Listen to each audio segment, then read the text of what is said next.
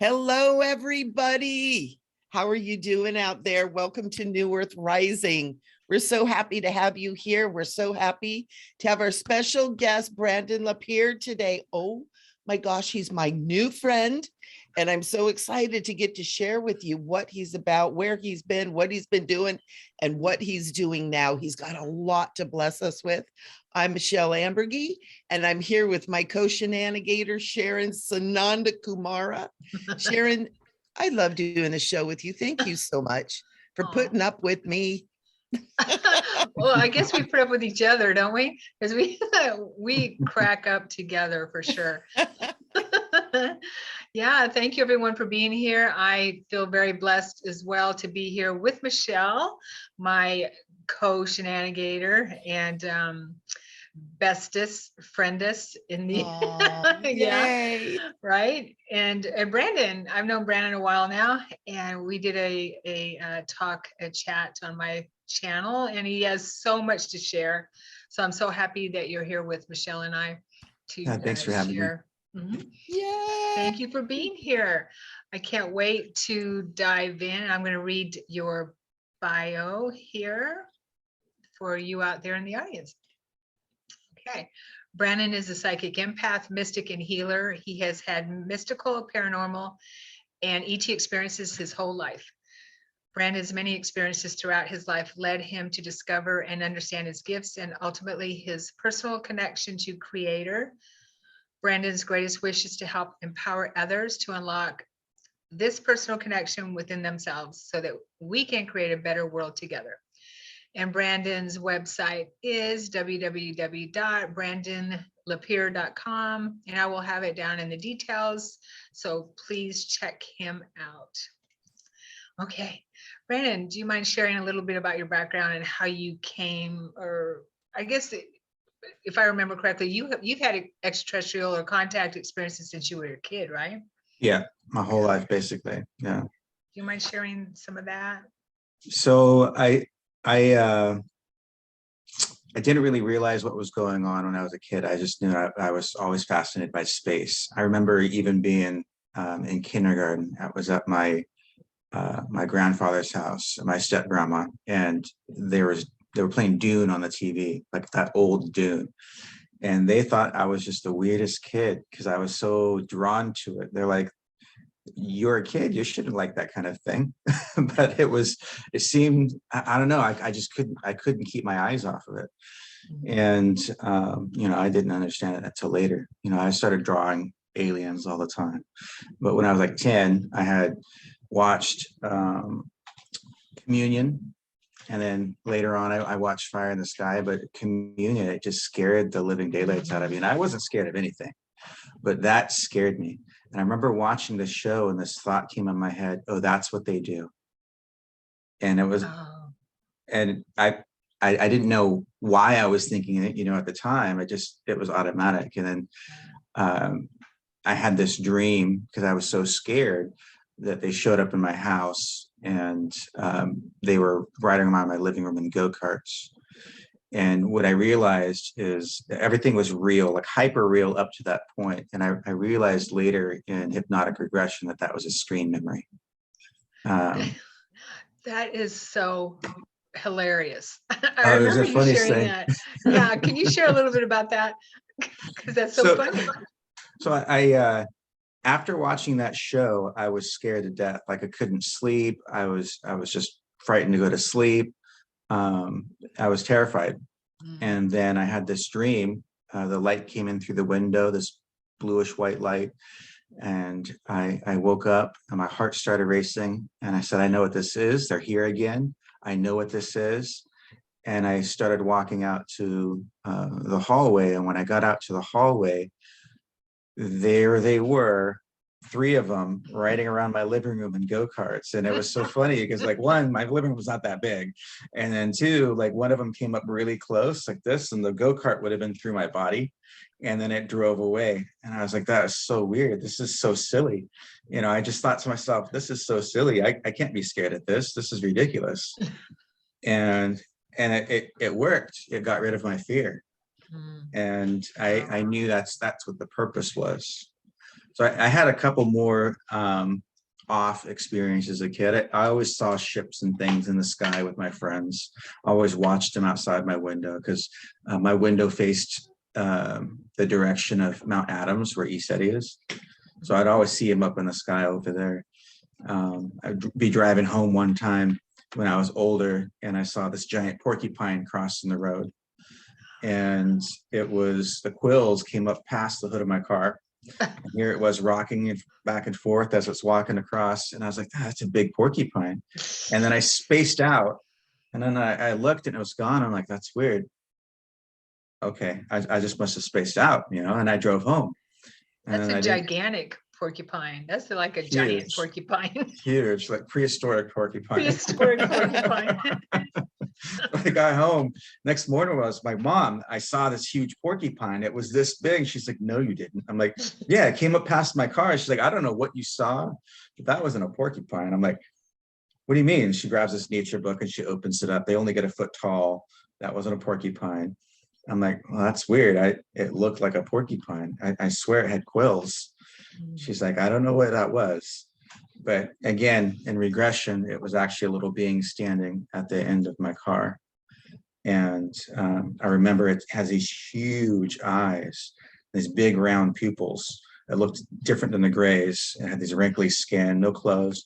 And it just walked around the car. And I was kind of in this trance as I was looking at it. It opened up the door and pulled me out. And I remember blacking out, and I floated up. And that was it.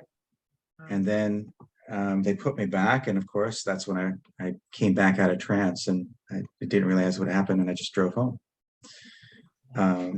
So those are some of the memories that I remember more vividly. Since then, I had many more where they'd appear in the room. I could see them with my eyes. They would just appear in the room and see them. Sometimes I would feel them. Different kinds. One appeared in my room in Iraq. It was more of the shadow beings. I saw that when I was young too. So you were in the military, right? Yeah, I was in the military. And when I was in Iraq, though, I was actually a contractor. So I was attached to the Army. I was doing electronics repairs on these night vision cameras. Okay. But yeah, so it appeared in my room, in a locked room, this being, this shadow being. And seen them several times. I've had one psychic told me that I was actually having pretty much experiences up to the time I was 17, almost nightly. It was that frequent, and I just don't remember. I don't know how frequent it was, but I just know it was a lot. So I always had weird things happen around me, weird things with animals. So animals always were attached to me. And sometimes I would get, if my energy opens up, animals will flock to me, and they'll try to rub on me, and they won't leave me alone. And I can move this one time I was at my house, and I had two cats trying to rub on my head, and two dogs trying to push each other off of my lap. And then I would move to another spot, and they would try to follow me. But weird things like that would happen once in a while. And especially if I'm getting in this meditative state where my energy opens. Bird flew out of the sky and landed on my shoulder one time. That was also interesting. That's cool. That's crazy. That is cool. So all these weird experiences, I also had a lot of spiritual experiences too. One time in particular, it was my first, what I know to be the first time I actually felt God. Okay, so yeah, the other thing too is in all these other experiences, I had a lot of spiritual experiences too. And when I was 17, I had what I understood to be the first time I actually felt God. And that time I was going over to my friend and girlfriend's house. They're one of my close friends, and his sister was my girlfriend. So I would go over there all the time, and their cousin was over, also a friend of mine. He said, hey, you want to talk to me for a minute? And everybody was going to sleep. I'm like, sure. And I was going to leave. And I'm like, sure. So he's like, let's drink some wine. We grabbed some wine and went up to the little hill and started talking. And he was really down, and I knew he needed somebody to talk to. So I started talking to him, and giving me different perspectives, different way of looking at things. And he started lightening up, and he's like, you know, I really appreciate you talking to me tonight. I wasn't going to tell you this. I wasn't going to tell anybody, but I was planning on killing myself tonight. And I just wanted somebody to talk to before I did it. Wow. And I remember chills up and down my body. And I was so grateful that I was there and moved. I dropped him off and I started to drive away. And there was this feeling that came over me, and it wrapped itself around my whole body. And it was the most amazing, intense feeling of unconditional love that I didn't even know it was possible. And it was like the whole universe loving me at that moment. And nothing I could have done in my past or my future. It's like it always was there. It always will be there. And I was so moved, just sitting out there crying. I pulled over and sat there crying, bawling my eyes out. And it was tears of joy, you know, but I've never felt that much love. And it sent me on a journey, because I grew up in this church that was very cultic, right? There was this Christian church that pastor was racist. They lived up in this mountain. They had no TV. They believed in like, I don't know where they got some of their weird beliefs from, but it just wasn't right. And I knew it wasn't right. He was very hypocritical in some of the things he was teaching and the way he was being. And so I knew then that this was the truth. So I searched for a long time trying to get back there. I'm like, I need to figure out how to get back to this place that I know existed. And so I looked at different like religions and like tried to look at different philosophies and understandings and listen to different teachers. But ultimately what I found is many people, their lips were moving, but there was no feeling from them. There's that lack of connection to the divine from their mouth, right? And so I knew when somebody had touched God, because I could feel it from them. I could see it in their eyes. And I can see in their soul what they're connected to when I look in their eyes. So that always stuck with me. And eventually, of course, you know, you go through that experience and you only find God in one place, and that's within, right? That's the only place you really find that true, authentic connection. When I was in Iraq too, a lot of things opened up for me, and as far as healing goes. And I had other experiences before where my ex, she was in color guard, and she was out on this trip for a week dancing and whatnot, and her feet had cramped up and she just couldn't get it to uncramp, and other people had tried to help her and it just wouldn't move. And I like touched her feet, and I remember feeling where I needed to touch, and I was just massaging it a little bit, but in 5 minutes it completely went away. And she's like, "What did you do?" I'm like, "I don't know. It just felt right to touch there." That's amazing. I'm like, But when I was in Iraq, though, something else opened up, and that was I started playing around with my gifts, right? So other things had happened up until that point, a lot of other things, and I was like, well, let me see what I can cultivate here. So I started playing with my telepathy. I started playing with my manifestation capabilities. My mom and I developed our psychic connection, so I knew what she was feeling when she was feeling it. The telepathy. Can I interrupt you for a second, Brandon? Yeah. So you and your mom were doing this on a conscious level. You and she were consciously connecting or developing your psychic abilities, your telepathic connection? It was more out of necessity. Okay. And not necessarily like a real necessity, but she was so worried about me being over there that like she was always like tuning in and asking the question, and I was tuning in, and we found that we could hear each other. Oh, okay. So Nice. it developed from that, not necessarily an intentional development like this is what we're going to do, but it turned into that because I could feel this urge to call, and I called her, and she's like, I was just thinking I wanted you to call me. And it got to where like I could think of, I'm going to call you in an hour, and she would get home right when I called. She would walk in the door and the phone would ring. Or if I didn't call her for a day or two, and she would send me a telepathic message and I would get it. And she's like, "You got the message?" I'm like, "Yeah, yesterday at 3." She's like, "That's right."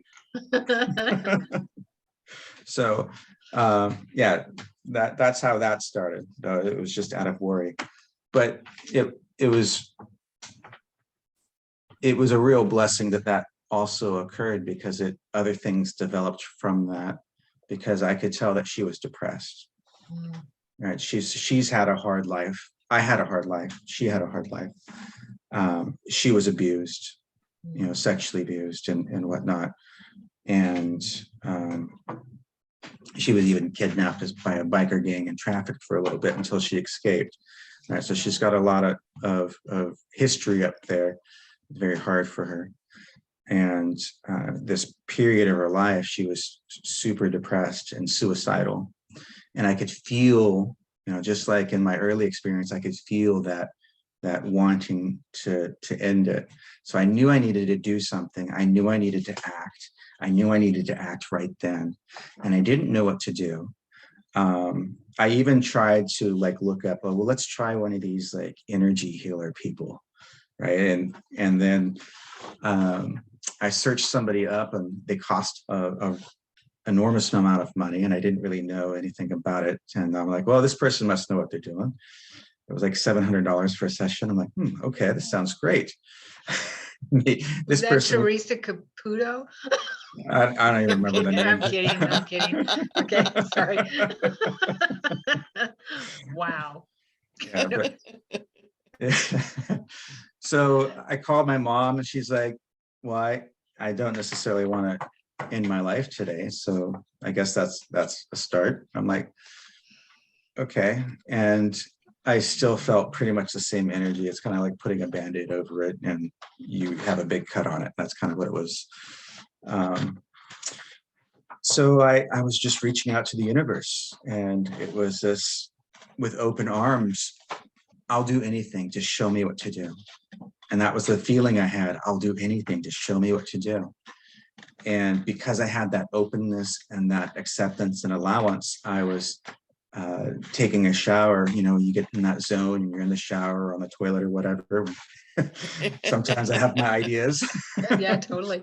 and then her hologram popped up in front of her. At first I was like, oh, I can see. I hope you can't see me. But I can see her. Right? So I saw this light body of her, and I saw these dark spots in her abdomen, and I was guided. So I was guided just by the feeling of it. There was like an energy telling me what to do, just rake out the dark spots. So I did that, and I filled it with light. And it was very vivid. It was like everything was right in front of me. And I found that I could zoom out the whole picture, and she would shrink down and I would see the property. And so I'd see this little house, and I'd fill the property up with light, because the whole land needed adjusting, it felt like. And I would zoom back in and see her, and I'd drop more light on her. And it lasts like 20 minutes. And I was like, well, that was weird. That was intense. That was really cool. What just happened? I tried to get a hold of her and I couldn't. And then the next day, same exact time, it happened again. I was like, okay, well, here I go again. And I'm doing that. I'm like, this is like, I was just fascinated. And I could feel the shifting. She didn't feel the same, but I was just like, I had to check, I'm like, is this really happening the way I'm seeing it and I'm feeling it? Is this really happening this way? I got to call her. I couldn't get a hold of her for a whole day. Finally, I got a hold of her. And she said that the first day she felt these intense waves pulsing through her whole body. And she laid down and fell asleep for 18 hours. And the next day it happened again. She fell asleep for 12 hours. And then she woke up and her 15-year depression was completely gone. Wow. So that's how I started doing energy work. I was like, well, there's something to this. And I just started playing around. And I'm getting a buzzing in the back of my head. Yeah, right me here. too. Dude. Nice. I know, right? Wow. So I started learning everything I could. I wanted to to know the science behind what happened, because there was a lot of experiences I had that I knew were scientifically impossible. And I had to figure out, like, I need an answer to this. So I started looking into quantum physics, consciousness, and how that relates to quantum physics. I got a lot of answers there. More and more started coming out, of course, and now there's so much information out there. But then I was like, well, how do I even talk about this? I know I'm not crazy. Other people experience these things with me. So I started looking for answers. I started looking at these different modalities. I came across like the information about ayahuasca, and I was like, oh, I need to do that. And I came across this other like healing modality. I'm like, I want to see what happens, what these other people's perspectives is with these healing modalities. So I started learning from other people. One of them I learned was called Reconnective Healing. And that was also intense for me because they do this activation in your body, opening up your meridian channels, connecting them to your star lineage and your star family or whatever, and then connecting them back to your body. So you're from the heavens and the earth all connected. And my body started flopping up and down on the table. I had these intense energies coming in, like these rainbow funnel coming in through my head. And there was this being that came and laid down inside my body. And I could feel my cells start to move and vibrate. And at one point, my chest flew off the table and this voice started coming out, and it only said one line. It was, I am Metatron and we are not done here. And I was like, well, who are you? I am Metatron and we are not done here. Well, what's going on? I am Metatron and we're not done here. I'm like, okay. So basically I wasn't ready for anything more. There wasn't space for it in that room. So they stopped me from going any further on it. But that was the first channeling experience that I had too. And that was right after I came back from all that other stuff in Iraq. Wow. I'm buzzing like crazy. I am too. I like my body. I'm like having convulsions over here. Wow, you Good really convulsions. bring in some energy. This is Dang. cool. Woo. So Wow. Yes, please continue. so now like I used, like with my mom, I noticed I would do these energy healings, and other people, sometimes it would stick and sometimes it wouldn't. Well, why does it stick in these people and not these people? So that I started digging in and I started to learn how consciousness, belief systems, and emotions, when they're holding on to them, influence the other things. It's not just the energy itself. Just why so many people did either chakra clearings or whatnot, and they have to do them weekly, and they'll go back because they're still the same person inside. They still have these same fundamental belief systems, and they're refusing to let go of them. So what I learned to do, and I'm looking into the people's chakras and their energy centers, I can see where the belief patterns are. I can hear thoughts in their energy, and I can feel the emotions. And when I go in there, I connect them the same way I was connected to my own higher part. I connect to their higher part. And when I tune into it, I unwind it from the energy. And then as that space opens up, basically opening up their higher self through their own energy. And there's a difference in understanding. Whenever you see a distortion in the chakra in an energy center, it's always a distortion and a disagreement from that higher part and the lower part. Mm-hmm. A lot of things that we think to be true. And you can do this really on any subject whatsoever. You ask a question, you say something you think to be true. If you tune into the body and the energy, you'll see whether your own energy is in alignment or not. If the energy goes up right to the head, but it stays away from the heart when you're saying something you believe to be true, it's not what your body believes. It's not what your soul believes.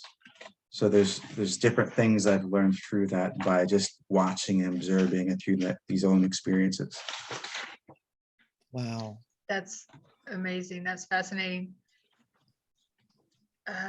So can you give us an example, like, or the audience, an example of how that would maybe feel if someone, some people watching might want to test some truths with themselves? Okay, how so that would feel in the body? Well, first let's start here. In Heart Math Institute, they did some studies. And when you're in coherence with your heart and your brain rhythms and your breath, when that's all in coherence with one another, you're automatically more intuitive. Your intuition's heightened. You get clearer answers. So knowing that, you know that you can use the heart. In other studies they did, they showed that the heart responds to stimulus before you even see the picture. So the heart's the first knower, it's not the brain. The brain's the interpreter. So whenever we're thinking about something and you're automatically going to that space and your heart closes down and you feel it close down, that's an indicator that there's something off. But that's not always black and white either, because sometimes we have emotional triggers that cause us to close down too. And that's not necessarily the same cause. So you have to make sure that you're coming from an emotionally unbiased state, a neutral state. And so even with myself, I make sure that I'm in the neutral state. So what I do, there's a method you can do to neutralize your own energy. If you picture your energy running up and down your spine, like super, super fast, as fast as you can get, it will neutralize like your yes and no biases. It'll bring it to a neutral state. And then you can ask the question, is this true? And then you might feel a different response, you might not, but it's helpful if you have any kind of emotional attachment to a thing. The other thing what I do, or I teach other people, depending on what your gifts are. If you're more emotional and feeling or sensational, I'll tell them to use the feeling in their heart, feeling in their head. If they're more visual, I'll tell them to picture something in front of them that it symbolizes yes and no.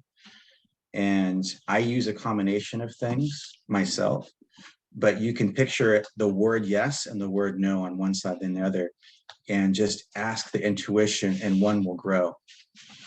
And you can use that in different ways. I can get timelines with that. So if the yes goes no, and then it grows like this, I'm like, oh, and I look at it, I'm like, okay, what is this? Oh, this feels like a time, 1 month, 2 months, 3 months. 3 months, it's yes, it's no right now. So that's what I'll do to get time periods for people. But yeah, it just depends. It's something you have to grow and play with. When you get good at reading the energy though, like there's other things that I do with my friends, like for the people that are already a bit intuitive, think about your question. And when somebody relays a question to you, most people interpret it with their ears and their brain. But knowing that the heart responds to it, if you write down a question and somebody hands you a piece of paper, you can just hold on to it and feel whether that's yes or no. And that takes the biasness out of it completely. So I have friends that will just send me a, hey, can you give me a yes or no in a text? And I feel into the question. I'm like, oh, it feels like, and I'll tell them. So I'll just get the completely non-biased answer without the head, no ifs or whats. Or no, like, well, what about this? Or what about this? I won't go with like this seems like the right answer. So it takes all of that out of the equation. So those are some of the tricks and things that I use in order to get clear answers on yeses and nos. Nice, nice. I have a quick question for you, Brandon. As you're talking, you're using the words I see and I feel. And it's like I can and I'm like seeing and feeling with you. It's so cool. I love it. I love it. I love it. But kind of my question is, did you study like particular healing modalities, or is this something that is happening to you, through you, with you? A lot of the things I learned through my own experience, but because of the way my gifts work, I can also, as an empath and a psychic, I can also tune into somebody else when they're doing something and figure out what they're doing. Okay. So you didn't need to study like I've got 22 different energy healing modalities because I wanted to figure it out. I wanted to know what I was doing. I did take a number of them. I did take like theta healing. I took this thing that I never used called Svet because I thought it was interesting. But that was I took a lot of them, but a lot of them I'll read their book. I'm like, well, this person sounds fascinating. So I read their book and kind of tuned into them when I'm reading the book. Yeah. I get that.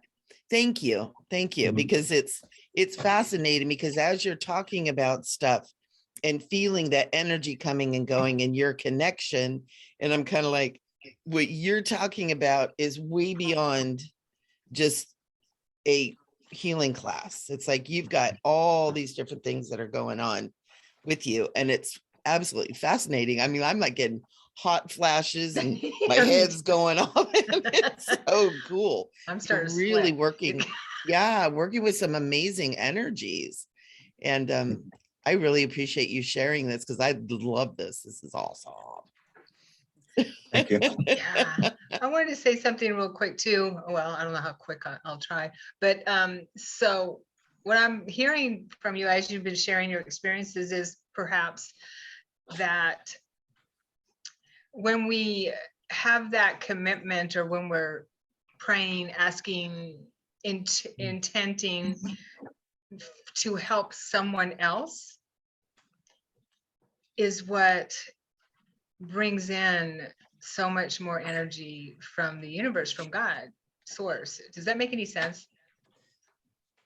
There's a combination of things. One, it's the acceptance, the allowance of anything coming in, right? And people, they'll teach you this when you're getting trained to be psychic. It's like, just say whatever's in your mind.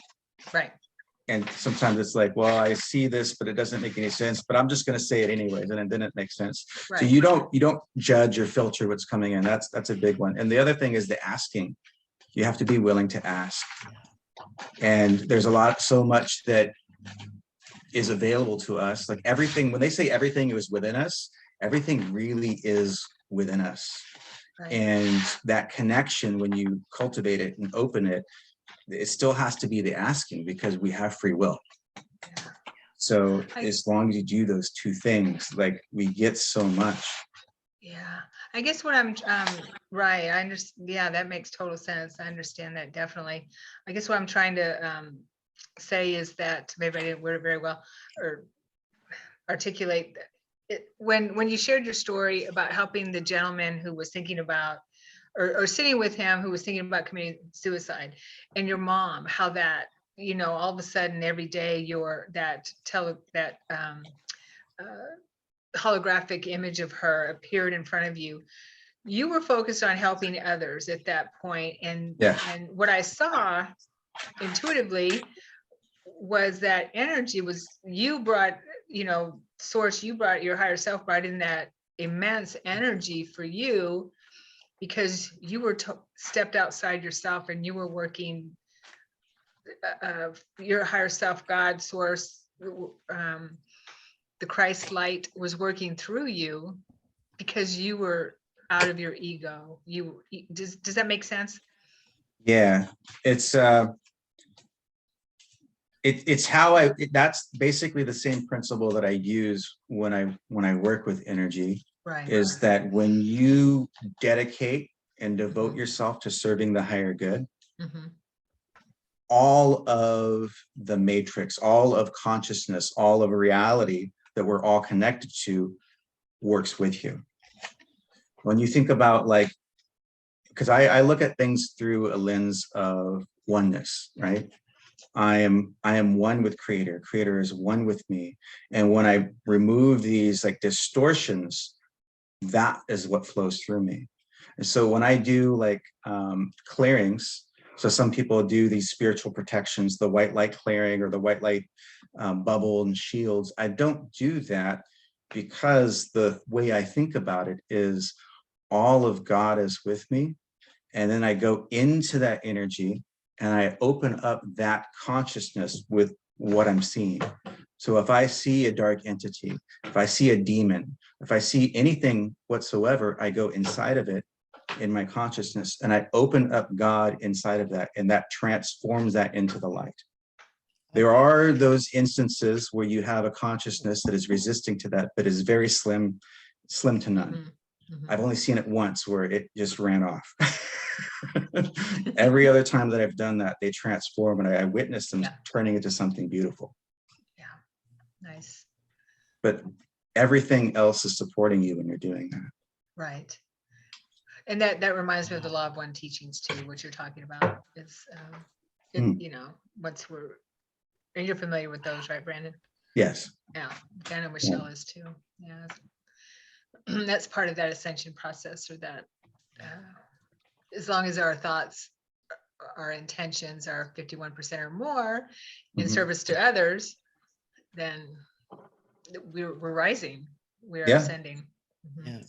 And the other way too, as we think about it, is if I have access to this infinite intelligence, and in the law of one, it states that when your heart and your mind are one, then you have that access. So that goes back to that, what we were talking about earlier, right? The heart math technique. And to do that, by the way, to calm and get your heart and mind in coherence, simply breathe in and out of your heart and picture like the heartbeat, and picture your breath going up and down like a sine wave with the heartbeat. When you do that, it will sync up automatically. You'll feel your nerves calm down. You'll feel like that space in your head open up. But it talks about that in the law of one, being able to connect into that infinite intelligence. And if we are connected to that infinite intelligence, and when you start to understand the way manifestation works, you don't have to figure out the middle part. You can surrender the middle part. So there's times where I'm like, I don't know what to do here. And so I'll just dip that energy into it, and it will start to open up and transform. Because I don't have to know. I understand that what I'm connected to has the answers. So I'm opening up the answers inside, and that's the intention. Ooh, say that again. That was good. You opened. Okay. The middle part, figure it out. And then basically you dip into the part that you're trying to solve, whether it would be dark energy or whatnot. You dip into that, but that infinite intelligence, you open up that within that space. You open up the answers within that space, because the infinite intelligence can solve it. So you open that up and expand that, and you don't have to know that middle part. You just have to allow the answers to unfold and expand out from there. Right. I love that. So basically what you're saying is we don't have to know brain wise, we don't have to know how this all works. Right. Yeah.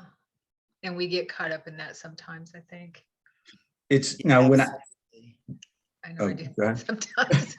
Go ahead, Michele. Oh, I was going to say absolutely. And it goes back to that whole thing about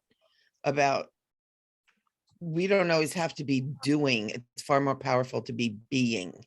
And being, not the doing, not getting caught up in what do I do and where do I go and how does this work.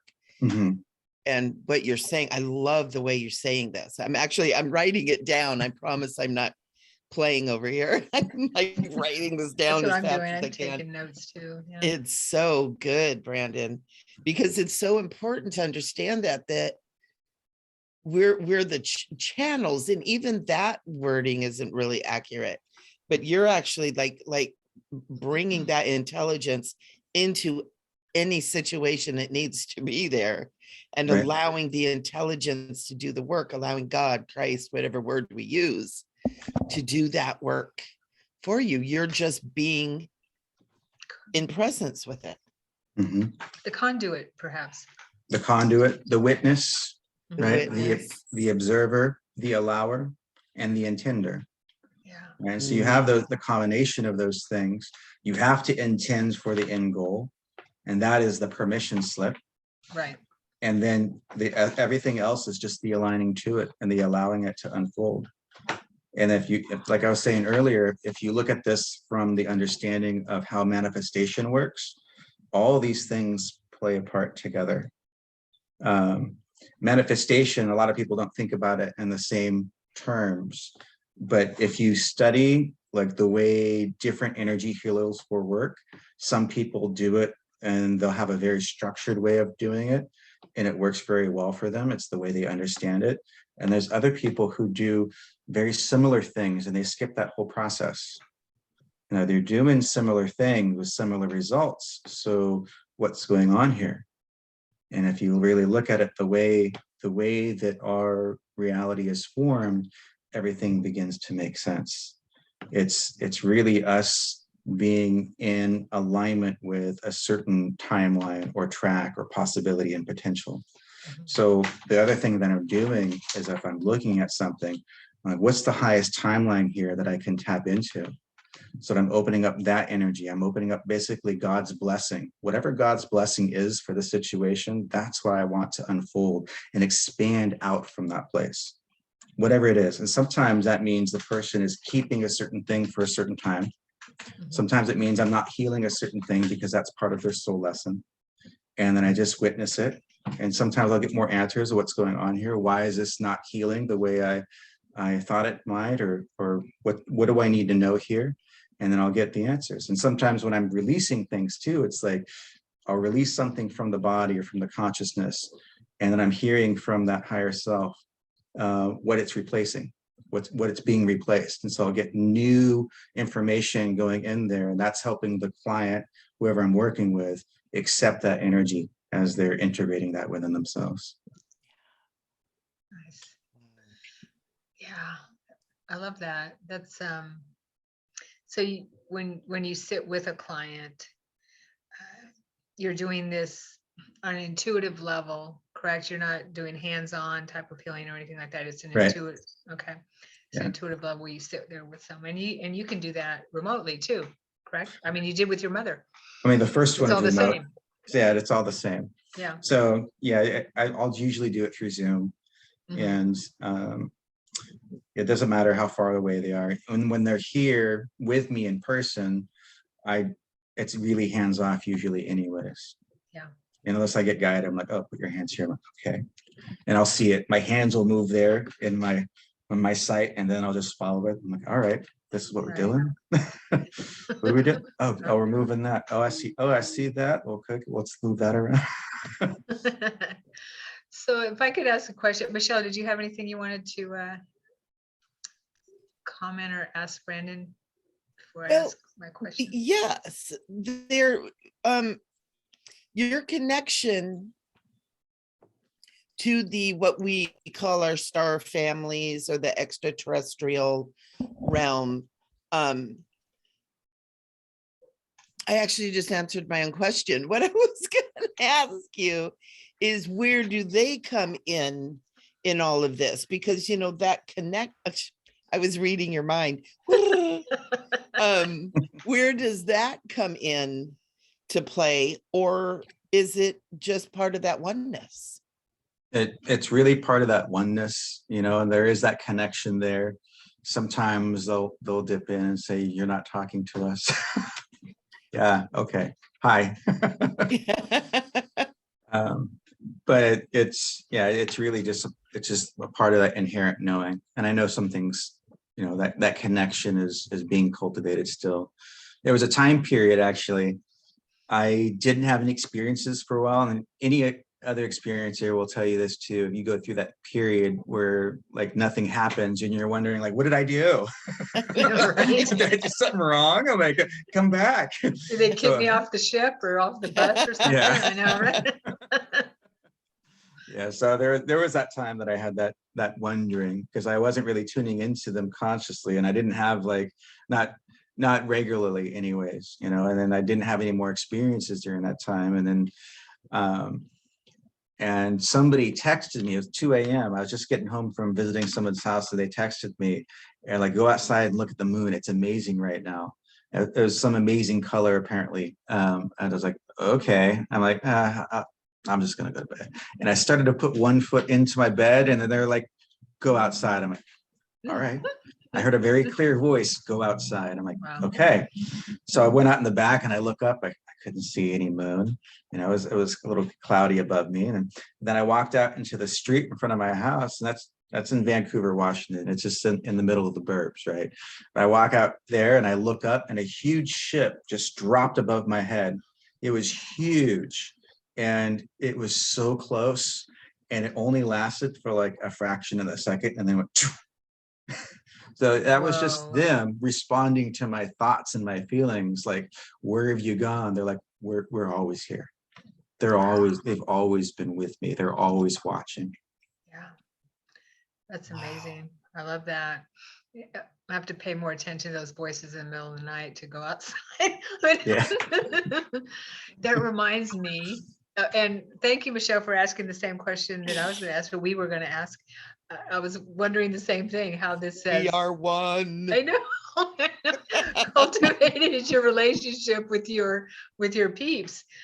You know, the all the peeps that are working with you, that kind of thing.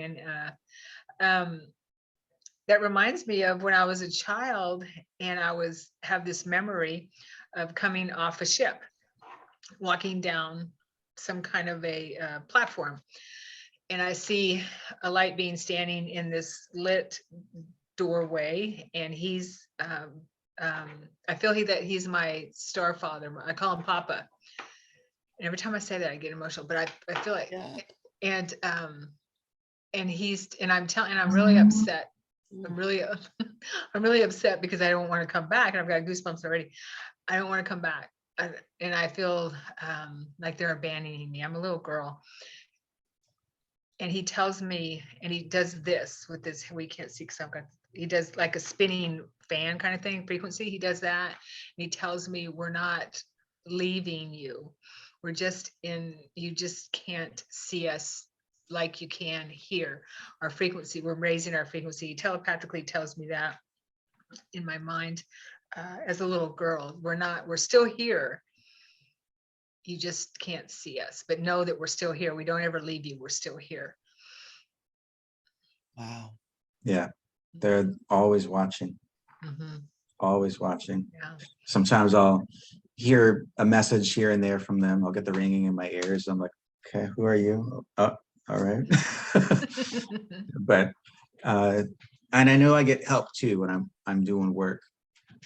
I know they're there. Sometimes I'll feel them explicitly, and sometimes it's a knowing, and just depends on the work that I'm doing too. Sometimes I'll do a certain thing and it feels like almost like a gathering during that, when it's really big work that I'm doing. It's like there's things that almost like the whole universe turns and looks at you when you're doing it. Totally. Yeah. I love that. And they have your back. They have our back. And yeah, we're bringing them in. I have this visual when I do house clearings and things like that, when I do go to houses in person, where and remotely too, but it's a lot more fun visually when I'm going in person, is I have my posse with me, you know, like the superhero movies where you walk in with all these big superheroes with you, and we all walk into the business or house or whatever with all my peeps here. I love that. You know, walking in slow motion like in the movies. Yeah. With all our flames all our behind armor. you. I know, right? But I love the way you presented that, Brandon, that the universe is there with you, watching and helping and has your back. Because it's such a good reminder too, you know, because even as, you know, because I work as a healer and a reader and have been doing it for 20 years. And it's so refreshing to hear you talking about that and feeling the energy as you're talking about it. And you're using a new way of putting it that I've not really heard. And I feel so inspired and excited to be able to expand into that and do it. And, you know, I had an experience about 1.5 years ago, and I've shared this everywhere, but I was doing my prayers, and I always call upon angels and archangels and masters and star family, blah, blah, blah, blah. You know, I got this whole list that I got going on. And I just went, what is oneness? And I could feel all these beings around me, and they all turned and looked at me, and they had my face. And then whoosh, and the energy came in. And since then I've known that, but it's easy to kind of forget, you know. It's interesting. It's like when you're not having that reminder all the time and stuff. And so thank you for reminding me of the power of that, because it's so important. And also for anybody who's watching this isn't just if you're a healer or a reader, or, you know, everybody has this connection. Everybody has it. Absolutely. Yeah. And it's really being open. And like Brandon is saying, is intending to make that connection and allowing it and observe it and accept it when it shows up. Because I know a lot of people are like, please, please, please, please show me. And then it pops up and they're like, well, no, not like that. Yeah. You know, we have to be willing to accept what it is that comes in and be in that space with it. So that this is really cool. Thank you so much. There's so much more power in that awareness that I think most people realized. People will go into that space when they feel good, Mhm. and then they'll step away from that space when they feel bad, or they think that there's something wrong with X, Y, and Z, whether it be a person, a place, an event, a thing, whatnot, and they start to judge it and they start to pull away. But this is where I go back into that space with manifestation and how it relates. So there's two different concepts if you want to learn more about these particular things. One is Neville Goddard. I don't know if anybody is familiar with that. What is it called? Neville Goddard is an individual, I think it was from the 50s. And Never What's the heard of name? him. Neville Oh, Goddard. Neville Goddard. Yes. Yeah. Okay. And I've so never heard that. amazing teacher on manifestation. So he reinterprets the Bible and pulls out the secrets of the Bible and teaches it in a way that helps people manifest. And he decodes that basically for you. Very powerful teachings. And from my own experiences, I found them to be true. Well, one of the concepts he says is that everything is you pushed out. Basically, everything is a reflection of you. Mhm. And so there's that concept there to keep in mind. And then there's another teacher that really struck me when I started to play with it and experience that, like actually experience that, is Paul Selig. Yeah. And Paul I love Selig this talks stuff. about everything in your purview, right, being a part of your own responsibility. So it's the way you see things is actually part of what you're creating. Your own interpretation of what you're seeing is what you're creating. So that in mind, like you can change, like if we did that as a collective, we could change anything in the world that we wanted to change. When I did that in my own life, I was working construction, and there was this guy, a coworker, who would show up once in a while with his roommate, and I saw her all the time, and we were always chatting, kind of flirty with one another. And then he would show up once in a while, and he wouldn't look me in the eye. He barely said two words. He was always looking down at his feet, kind of avoided me. I'm like, why is he like that? It wasn't like a lot of other people around either. It was just a small group of us. And intuitively I was picking up, well, he's not very confident in himself. So he's self-conscious, he doesn't have any confidence. And he actually had a crush on his roommate. I'm like, oh yeah, that makes sense. I'm like, okay. And I was listening to that work, and then I was in the shop, and I was like, well, how can I use this situation right now? And so I tuned into myself, and what am I feeling here in what is in my purview? I started to, what if I changed what I'm feeling and what I'm seeing? And so I started to see him fill up and expand with light. I started to see and feel him be full of confidence. I started to feel him feel really good about himself and empowered, like in his own light, fully embodied in his own light. And I just sat there for a minute, and then I was like, oh, that's nice. Okay. And then I let it go. And it really is important too, that when you're doing this, you let it go. People get stuck on the attachment to things. Yeah. But when I did that, he showed up just 10 or 20 minutes later. He came in, he's like, oh, hey, mate. And I worked with him for 6 months. I didn't notice he had an Australian accent until that moment.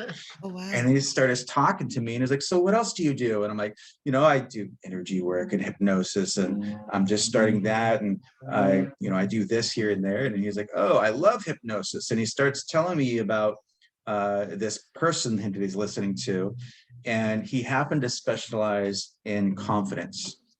I was aware of that particular hypnosis, like that teacher, and he specialized in confidence. So it was confirming everything that I was feeling. And also I witnessed the change.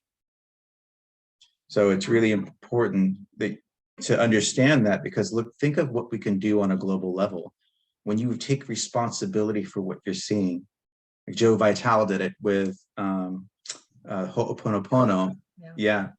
And that in Sale Asylum that he was witnessing, by doing that, he was watching it. He took responsibility within himself. He cleared it within himself, and it cleared on the outside. The whole place shut down because they couldn't keep anybody in it. They all got healed. Dr. Hewlin did that. Yeah. He didn't Yeah. actually sit with the client or the patient. He sat with the folder of Yeah. the file of the patients. Right. Yeah. Yeah. And cleared. I love you. I'm sorry. Please forgive me. Thank you with that whole Ho'oponopono Mhm. mantra. And you're right. And anything that came up within him, he was able to bring it to neutral, clear it, bring it to neutral. And that's how he was able to heal that whole ward of the criminally insane. Yeah, totally. Wow. I know it's amazing. This is so cool, Brandon. I love this. You know, you've brought this awareness to me with calling, and I love that you call this infinite awareness, right? Because when I work, you know, I'm working with angels, working with archangels, working with masters, working with Jesus, working with the ET, working with the Atlantean, working with the Lemurians, and I know they're all one. I know they're all one with me, but the way you're talking today is reminding me that they're all one. They're all one with me, and to approach it that way, right? To let it be all part of the one, instead of me trying to figure out, oh, is this an archangel job? Is this an ET job? You know, is this my job? And I love that. And you use a term, and I think what you said was just call in the infinite, what do you call that? Infinite awareness? The infinite intelligence. Right? Infinite. I gotta write that down. So when you call in the infinite intelligence, knowing that everything is one, all the right players will be sent. Right. So you're tuning into creator, and who is wiser, who is more powerful, who is more knowing than creator. So you don't really have to do anything else. You don't have to know which to send, because all the right players will show up. And you know, when you're tuning into that you can't possibly call on anything bad. You can't tune into the wrong thing accidentally. Right. It's like you're calling on the boss, and the boss sends the people that you need. Exactly. Wow. You've just flipped my world. And I've been doing this stuff for 20 years. And so this is amazing. Infinite intelligence. I feel like we need to have t-shirts made. Tune in into the infinite intelligence. Yes. And let it do the work. Relax. Chill out. Let the infinite intelligence do the work. Let I do it. Infinite intelligence. I. Wow. Nice. Very cool. Very cool. This is amazing. So I do have a question for you, Brandon. You kind of blew me away with that Metatron story that you shared. So that was you that set up that Metatron was channeling through you, right? Was that you? Okay. Yeah. Okay. After that, did you know? Well, before that, did you know anything about Metatron? Did you work with Metatron before or anything like that? I think I've heard the name, but I didn't really know anything about it. Okay. And then so that happened, and then I started digging into it. Who is this Metatron character? Right? Yeah. And he's a character, all right. Yeah. Feels so big, and I didn't really know what to make of it. And yeah, definitely he's showed up a few other times too. And other people there's something standing in your body, but it's going out the roof. I'm like going out the roof. Yeah. Yeah. And then there's I definitely have I remember one time before I knew anything, I went into this Universal Life Church down in San Diego. I didn't know anything. I'm like, let's go try this thing. Let's go see what these people are about. And he did this healing thing, and he sat and looked at me. He's like, oh, you're an earth angel. I'm like, I'm a what? And he's like, you'll find out eventually. Okay. Explains a lot. No, carry on. Right? Yeah. All right. You'll get it. Yeah, you'll know. So yeah, I've I remember I was actually standing in the kitchen with my mom, and she looked at me. She, what's that? And she went like this, and I felt these wings pop out. So, and I had a dream one time that I was an archangel. And I remember in the dream, I was making the choice, and I was seeing the grid on reality and on creation. And I would go and pull these strings and move these strings around. So people were trying to do things like evil things, really bad things. And I would pull these strings and move them around so they had less impact. And eventually like their karma would catch up. Right. So I just moved things around. And I remember thinking when I was watching that, I'm like, oh, this is why I chose to be an archangel, is because of the way it moves reality around and is this grid that we're all connected to. Yeah. Sometimes That is so Metatron too. yeah, it's very, very Metatron. Totally. Benefit. As I'm sitting here and connecting, because I work with Archangel Michael and Archangel Metatron a lot, but Metatron always seems to be in the background, probably pulling the strings. And I was going, and I'm sitting here and I'm like, wow, I didn't realize you were so big and expansive. And what I just got was, well, we'll be as big as you allow us to be. Yep. And I thought, of course it is. I'm limiting it. Yeah. Yep. I won't limit that. Most people can only handle a small portion of their own energy. Yeah. Of their own energy, right? So we have like the finger of our soul stuck on our body. I know, right? Not much. Well, most people, but yeah, as you know, when there's more energy being light and energy being bombarded onto the planet, so people are embodying more and more as long as they can handle it. That's the whole idea. When you were talking about your wings, it reminded me when 20 years ago, when I was going through my awakening, I had so many visions of having wings. I mean, not just visions, but I just knew I had wings. I just standing there, my wings are flapping up and down. And it seemed like music would, certain music would trigger me to see them, to see my wings. But I had an experience, I'm going to say a couple of years ago, where when I get tension in my shoulder blades, I put massage cups on them because I get a lot of tension in my shoulder blades. I think a lot of us do, maybe sitting in front of computers and stuff.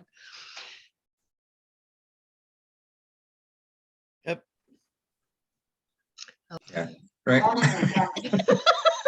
So massage cups on my back, and I looked because I get a lot of tension in my shoulders, and I looked in the mirror to see, to look at them, and it hit me. Oh my gosh, my wings have been clipped. I actually had memory of my wings being cut off. Wow. Ooh, and I want to cry with that. And I did cry. I just started crying. Wow. Yeah, it was crazy because I saw it. They're exactly where those massage cups were. Wow. Yeah. Wow. Yeah. Wow. Did either one of you see the movie Maleficent? Yes. Yeah. Angelina Jolie? No, Yeah. it looks scary. It's not scary. It's not. I'm such a wuss. I don't think it's scary. I don't think it's scary. I don't get scared of anything, but I don't like watching horror flicks either. Yeah, me either. I don't watch that because what do you bring into your body? What are you bringing into your mind? What are you bringing into your energy? And people don't know it, but they're programming themselves with what they're watching. Like if you watch a lot of those kind of things, you're inviting that energy into you. If you're engaging in fear purposely, you're saying that this is what I want to have in my life. I know a lot of people, and I would look at the things that they watch, and there's an aspect of that sometimes in their waking life from what they watch on TV. There's an aspect of it that mirrors. And of course, it's not the same thing exactly, but they are creating that emotion and they get addicted to that emotion. So they recreate it, and they say they don't like that, but then they go back to this thing that they're addicted to. and get caught in Yeah. that drama. I've heard a Good night. theory.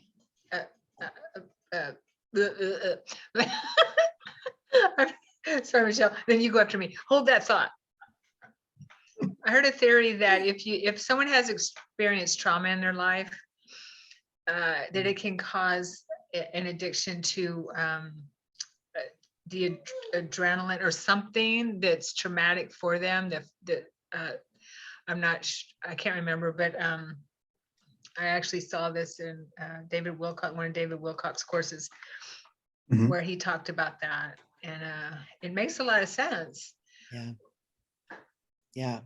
Because you can see that so many people that have had childhood trauma tend to move into dramatic situations. A lot of times there's addiction and that kind of stuff that gets Mhm. involved.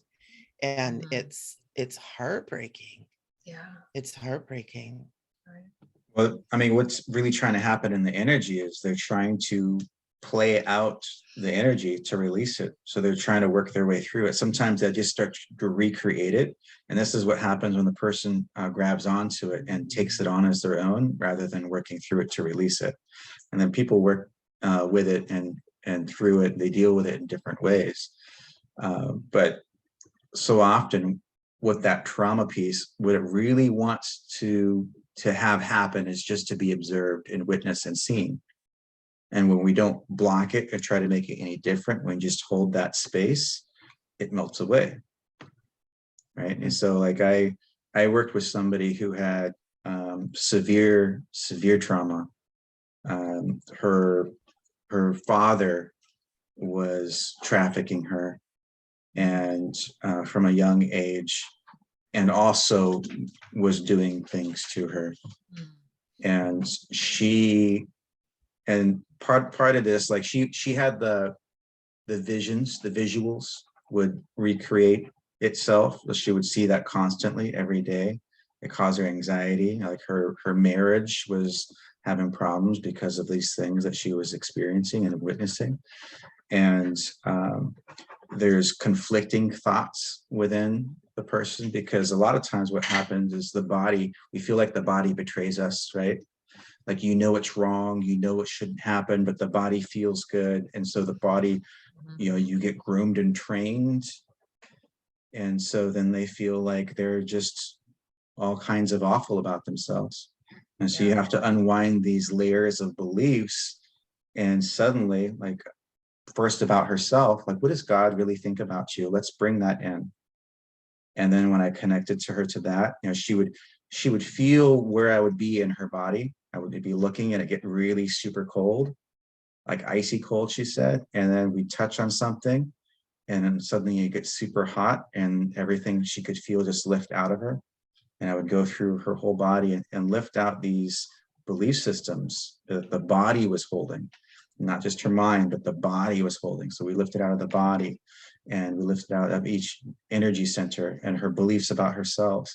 And now she doesn't have those visuals at all anymore. Wow. And that was just out of one session. Wow, So, that's amazing.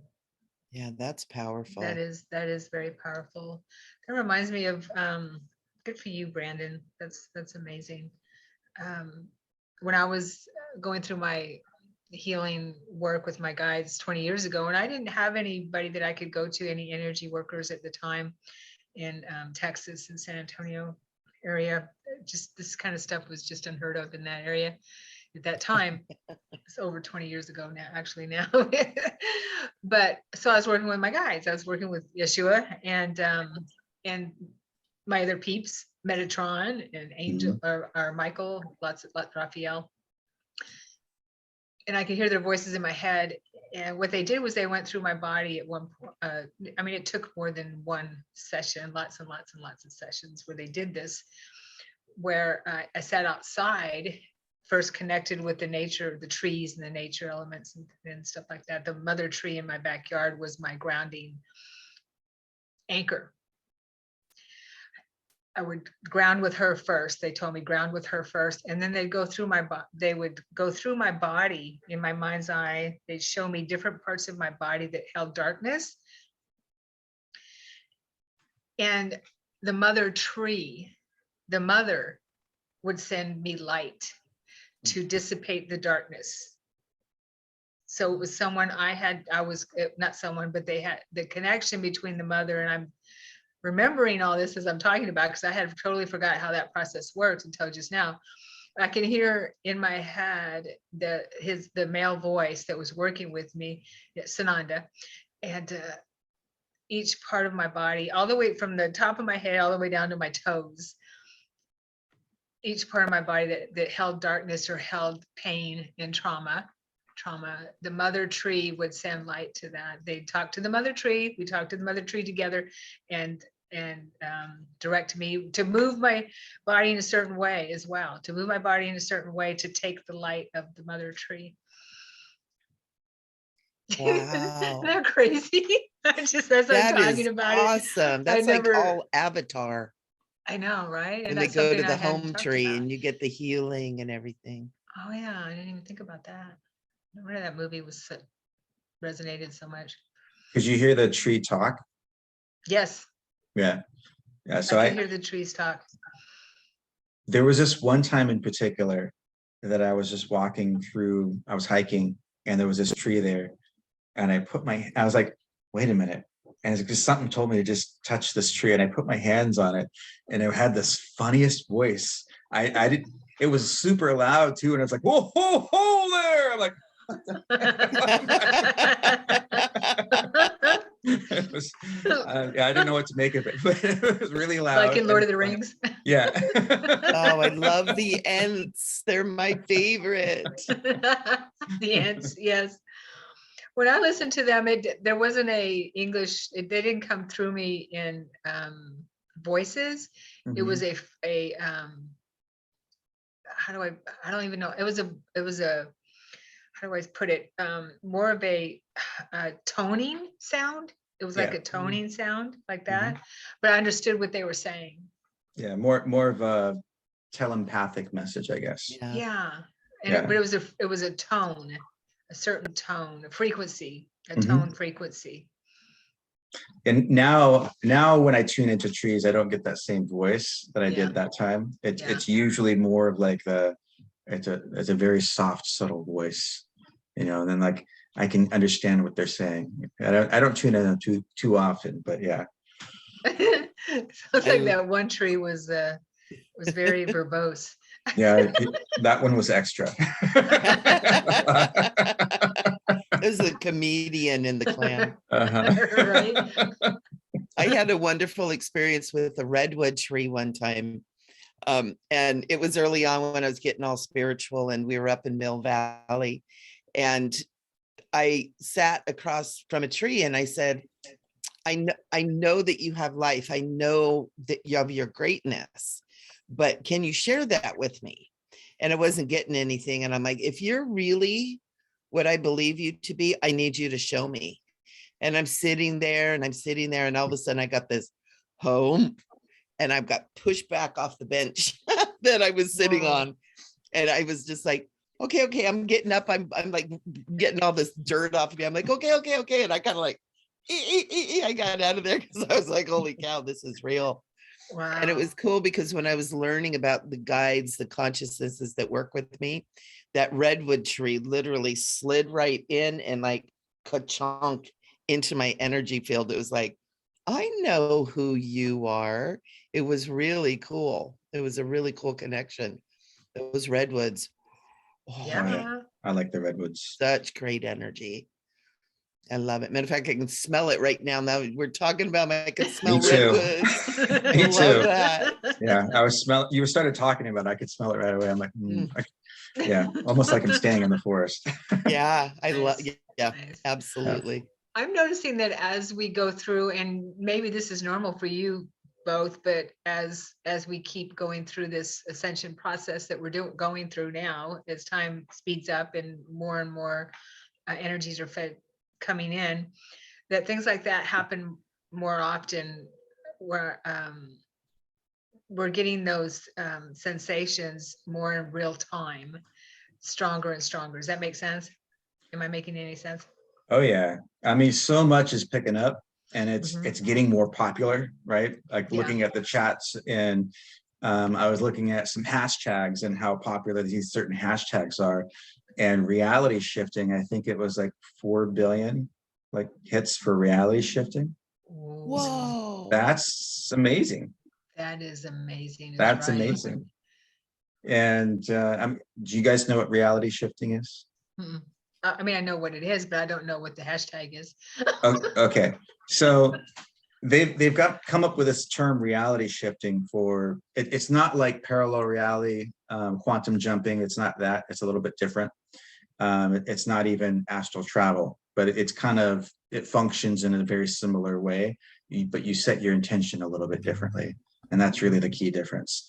But reality shifting is where they leave this reality and they exist in this other reality, and it doesn't have to be a real one. So they can go into Hogwarts and live at Hogwarts, and there's this one person who reported living there for 2 years and then came back to their body after that. People will go into different animes that they want to experience because they have superpowers in the animes, and so they go and into this different reality and then they come back. But it's called reality shifting, so it's become very popular, but it's very similar in the way that you engage that process.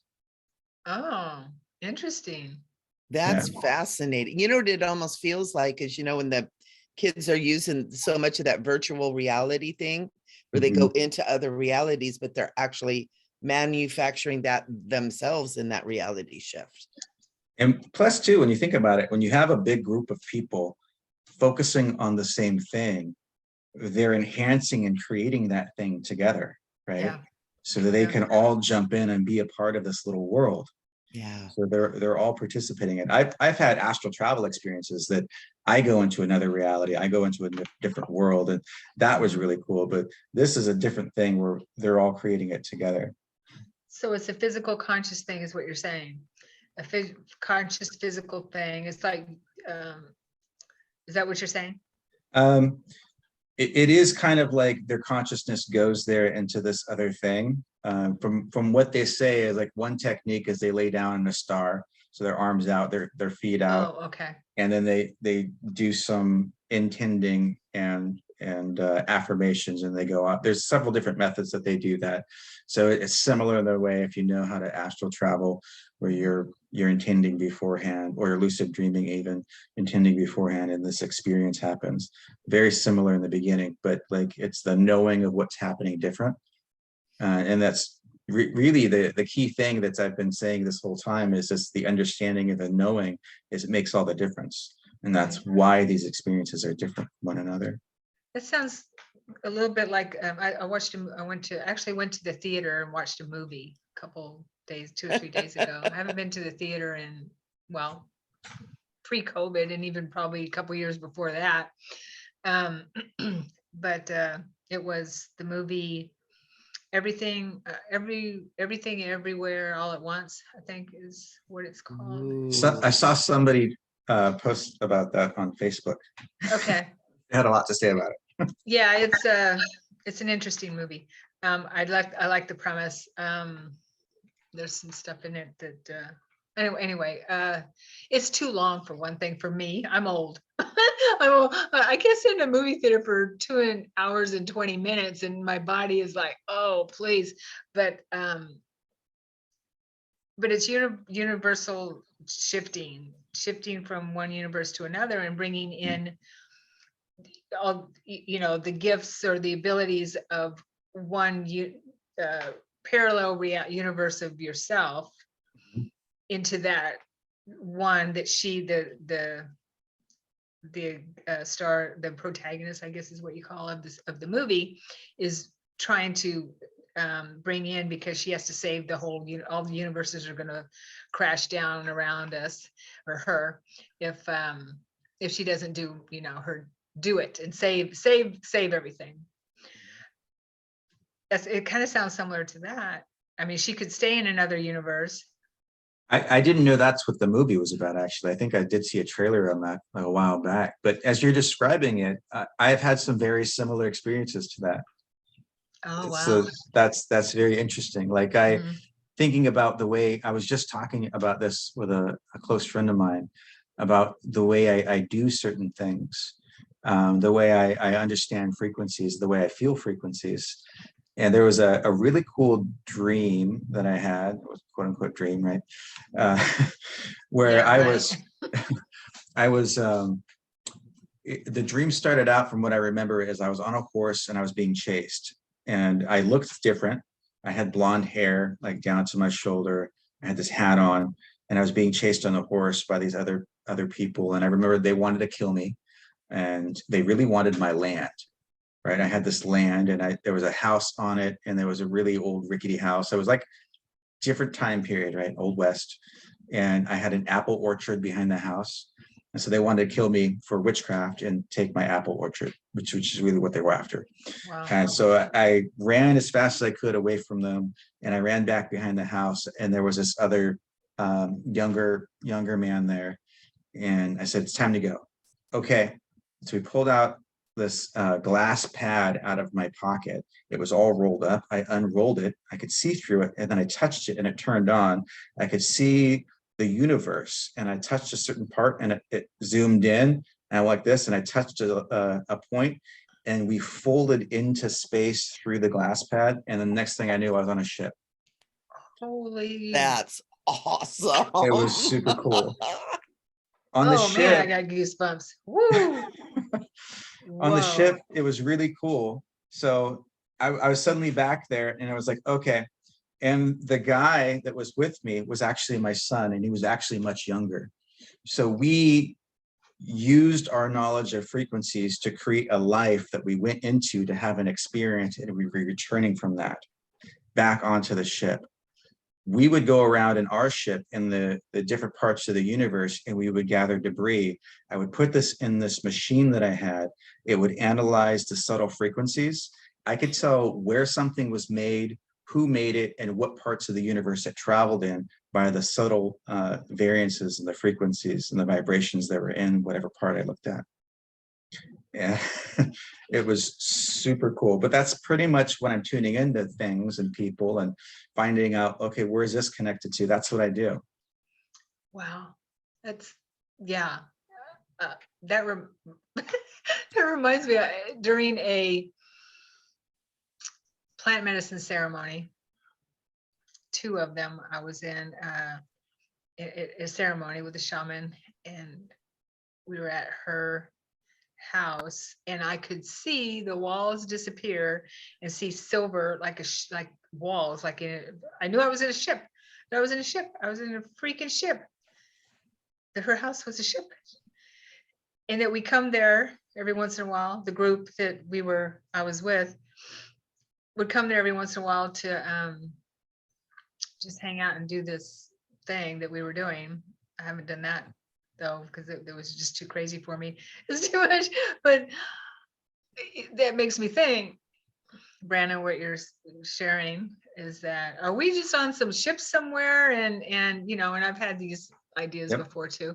We're on some ship somewhere and then we're projecting this and we're experiencing this and we're crazy goosebumps. Yep. I've seen my own body on a ship in a pod. Oh gosh. So have I. Oh my God. Oh my God, I have to share with you guys. I have started doing a 6-week course on Ascended Masters. I have a membership site and you know, the people I do classes and stuff. And so I kept getting this word Christ avatar, Christ avatar. We're going to talk about Christ avatars. I'm like, I don't know what that is. I mean, I have an idea. Guess who the Christ avatars are? Us. That we have taken ourselves into this human form and we're avatars. We're avatars. And you guys are blowing my mind. Just like that the you're movie. using this terminology, using the same thing. I'm like, oh my God, thank you. That confirms that I'm not crazy. Because I got to teach that class next week. And I'm like going, who's helping? Your avatar. You're the avatar. Or we're the avatars. We're the avatars. And it just makes sense because we are the all that is, but here in this form. But it's just like, oh my God. I know, right? I know. I love it. Yeah. Yeah. Who, Absolutely love this. like, who are we without the bodies? And that's the biggest thing to understand. And the biggest thing that people get stuck in, and when they come in, is, I think it was Daniel Brinkley, if I remember right. Yeah. When that you watched the one with him and David talking Yes. about him coming back into the body, and he felt like he put on this robe. So it was a near-death experience, and he was coming back into the body, but he was watching himself, and he decided, okay, I'm going to go back in now. I think he's died like 5 times. And this last time, like, he felt these robes, what he called robes, put over him, and then he went back into the body. And he said that was the layers of human consciousness. And he understood at that point that you can remove the layers. You have to go through the process to remove the layers, but you can remove the layers. Mm-hmm. Wow. Totally makes sense. That's nuts. I mean, it's nuts, but it's not nuts.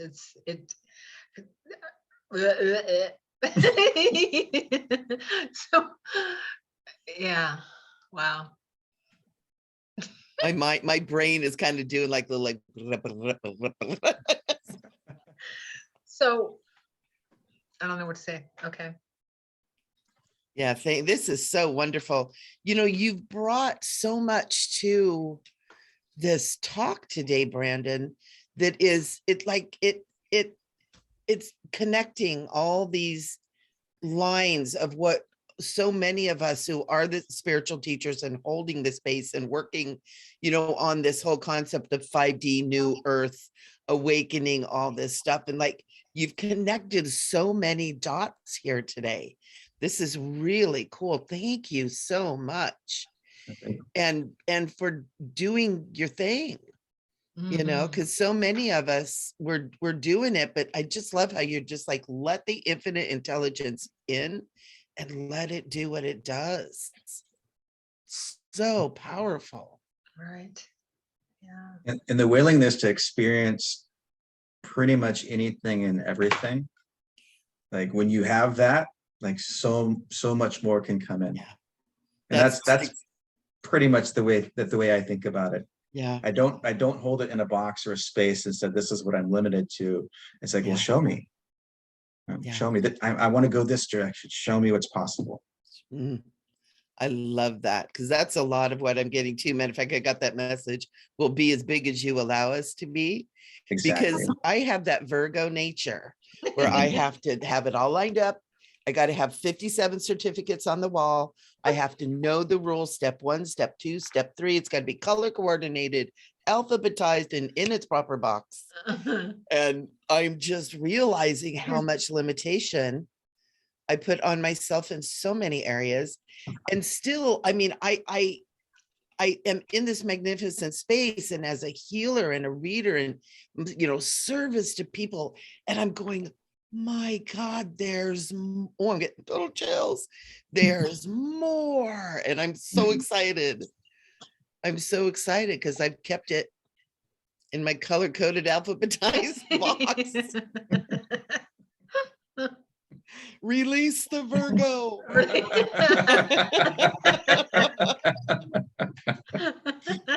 So very cool. Nice. So very cool. And I'm sure our listeners are all just as mind blown as we are here. Fantastic. Yeah. Thank you, Brandon. Is there any, amazing stuff. I'm still blown away with that ship thing, because I've been having those thoughts for 20 years and I haven't really heard it anywhere. Is there any parting words of wisdom you'd like to share? Well, the thing that I was thinking about this last little bit that we were talking about, and it's pretty much how I navigate my own space, is when you start to think about things, really allow yourself to be wrong, allow yourself to be right, allow yourself to be whatever it wants to be, but allow the thing you're observing to dictate that. Allow your higher self to come in and guide you through that. So we come up with these judgments, we come up with these ideas about the things that we're observing, about who's right and wrong in the world and who's responsible and who's this or that. And we come up with these judgments, but we only see a small part of it, and we only see what they want us to see. Mhm. So if you hold that space and you really feel into the energy of it rather than your own judgments about what it needs to be, because you fancy yourself more wise or awakened or whatever, really let go of that and just allow the energy to dictate it for you. But you don't even have to have the answer. Just like the same thing we've been doing with all the other things I've been talking about, hold that space and see the blessings of Creator come into that and unwind that in yourself.